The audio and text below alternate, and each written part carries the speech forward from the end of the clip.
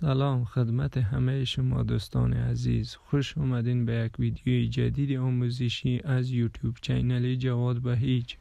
دوستای عزیز، در این ویدیو میخوایم برایتان آموزش بدم که چطور در واتساپ ما را کسی نبینه که چی وقت آنلاین شدیم و هم وقت دقیق ما را نبینه.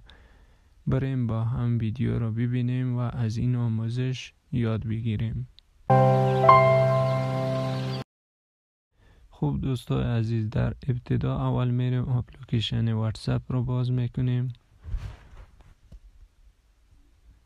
در اینجا میریم گزینه پرایوسی را کلیک میکنیم. بالای پرایوسی که کلیک کردین، در اینجا در ابتدا last seen and online همی گزینه را کلیک میکنیم.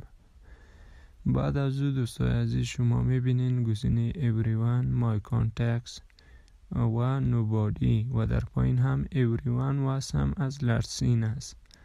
خب در اینجا دوستا اگر میخواین که کسی در واتساپ شما را نبینه که چی وقت آنلاین شدی، بالای گزینه nobody کلیک میکنی. وقتی بالای nobody کلیک کردی، در پایین هم سم از لرسین میزنی.